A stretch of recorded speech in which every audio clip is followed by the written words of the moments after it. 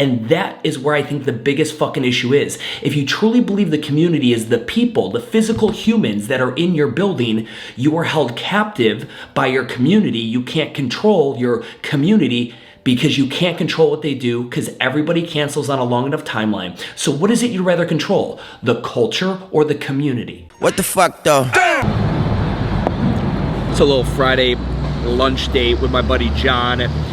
John is a good friend of mine, but John was also a member at the gym for a really long time, like a regular member. Then he did individual design for a long time, and then he quit the gym. He went to another gym that was just more convenient to his house, or maybe it wasn't. Let's just assume maybe it wasn't. Maybe he just fucking hated me and hated what we did. Regardless, this just is another example that I'm constantly cramming down your throats, is that when somebody cancels, it shouldn't end that personal relationship with them. And I know that's like a constant theme of shit I preach to you guys. I just really hope some of you guys are really picking up what I'm putting down on this. Not only is it just a douchey thing to do, it just shows this insane level of immaturity. And I promise you, that immaturity and douchebaggery is bleeding over to other areas of your business and costing you money. What's up, buddy? How you been, dude? Well, the original plan was to go to Semperica, but Dad just called me, he goes... Here's one thing you don't want to go up against. If you're a fighter, the guy you don't want to fight is the dude who likes getting punched in the face. You can't fight crazy. So when you have a group of people, I've always believed this in business, find the thing you would do for free anyway, and do that and find a way to monetize it, because when you're not making money, you would have done it for free anyway, and nobody wants to go up against that motherfucker.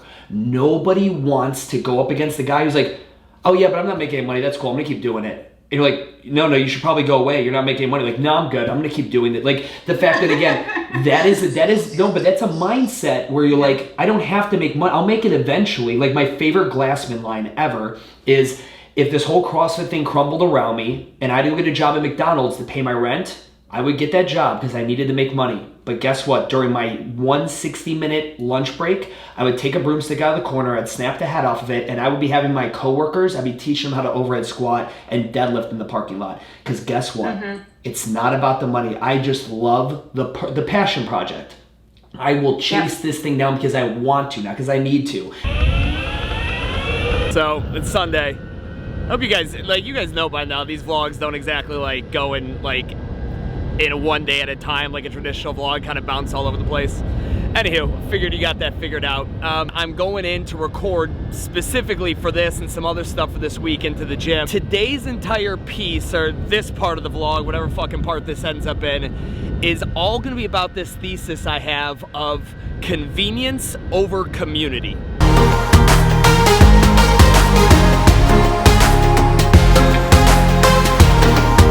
And I know a lot of you guys are in areas where you don't really have that walkability, right? Like, it doesn't even matter. You don't really have that walkability, right? Like, it doesn't even matter. All right, so I shot a scene as I was riding on the boosted board, but it didn't get recorded for whatever reason. Anyway, when I talk about walkability, you gotta know your market. In major cities, there is something called a walk score, and a walk score simply grades you as to how convenient getting around the places of interest are on foot or bike or whatever, boosted board, whatever it may be. And in cities like that, like mine, I have to know my market and know how important convenience is. There are a lot of you guys it's not going to really matter for. I get into that next, but just to frame it up, like a walk score is a real thing. You could go and check your city's walk score right now, and if that is a factor in your city, you really want to start thinking a ton about convenience. So for those of you guys that don't have a walkability score, or like a walkability convenience factor, this might not apply to you, but I still think it's going to apply to you a lot more than you want to give it credit for. You see, the thing you got to remember is convenience is relative. What might be convenient for somebody in 2018 isn't convenient for them in 2019. And what was convenient when their kids were 3 isn't convenient when their kids are 6. Which is why, again, I'm really huge on this entire mantra right now that you've got to give it up to convenience over community. And let's talk about community for a second.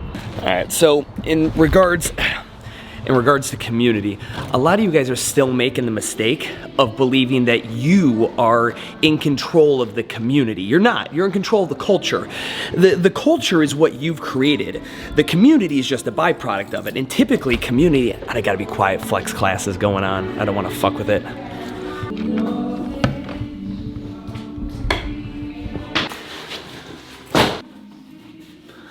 All right. My biggest issue when people talk about community being a factor, something they own, like a feature, like their turf or their showers or their coffee shop, whatever the fuck the feature is, they talk about it like they own it. When you talk about community, community is typically people-centric. Meaning, if 50% of those people leave, it changes the community, not the culture. And that is where I think the biggest fucking issue is. If you truly believe the community is the people, the physical humans that are in your building, you are held captive by your community. You can't control your community because you can't control what they do because everybody cancels on a long enough timeline. So what is it you'd rather control? The culture or the community?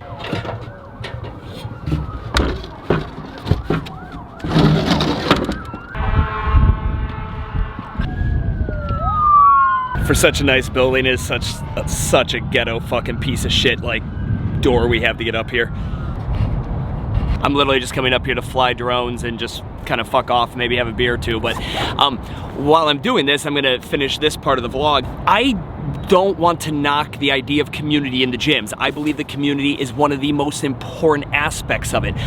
I just think you guys need to actually just really think about what you're saying. I think we just say community like some brainwashed, like just someone who just doesn't, like you just don't know what to say. So just community, like you just don't know what else to say. You don't really like even identified why is it people stick there. The community isn't it. It is your culture. It is the thing you have embedded and created. It's the way people act. Community, again, let's go back to this. Community is people-based. Culture is how people feel when they're there. Now, by that definition, which one do you feel you actually own? The people that make up the membership, like the same 20 people that come to your 5:30, 6:30 p.m., or the way people feel when they're there, the way they interact, the kind of people over the years that you've filtered in and filtered out. Douchebags out, good people in. Which one do you actually think you are in control of and you have actually created? The community or the culture? Let me just give you a clue on that. It's the fucking culture. Now, going to convenience or culture, this is a whole nother animal. This is one of these things where the convenience is relative to your market, as I was talking about earlier. A 5-minute drive in Charlotte, North Carolina, like where I'm at, is fucking forever. Like, fuck that. A 5-minute drive out in the burbs is like, that's like lightning fast. So convenience is gonna vary.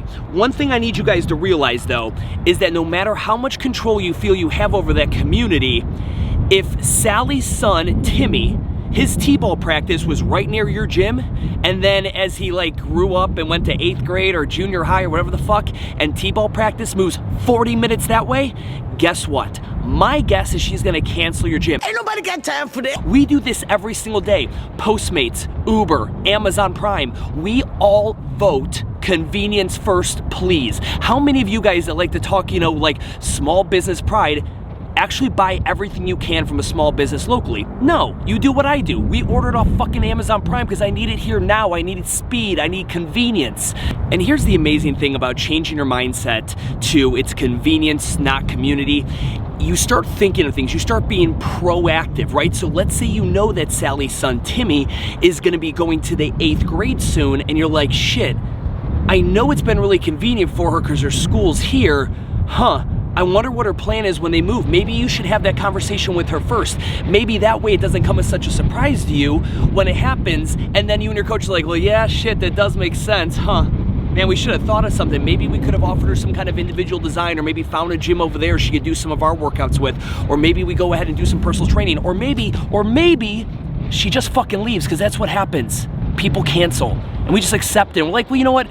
Her average length of membership was above average. Her average LCV was above average, so we're happy with it. We can, you know, we accept the fact that she's leaving.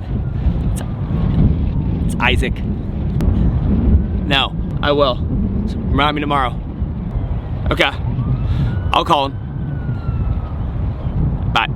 I know you couldn't hear that conversation because the pod, but Isaac literally calling because we have a client who she's being proactive with that she's afraid might quit for the various reasons. And anywho, That's it. Like, that's literally exactly what just transpired there, and I didn't fake that. I swear to Christ that fucking happened. It allows you to be proactive when you realize the second it becomes less convenient for someone or their life makes it more complicated. It's not even that you made it less convenient, just life made it more complicated. You start thinking, okay, what more could I do? What else could I do? How can I go above and beyond to continue to make this convenient for someone so they come here? And sometimes there's an answer to it and sometimes there's not. Sometimes they just cancel. Stop placing the success you've had as a hardworking business owner on the community. Place it on the culture that you've created and accept the fact that no matter how good the community is, convenience will sometimes, not all the time, but a good majority of the time on a long enough timeline, take these clients from you and they'll have to opt out of being a member of your amazing community even though they love the culture because it's no longer fucking convenient. All right, I'm gonna go fly drones now. I'll see you guys Wednesday.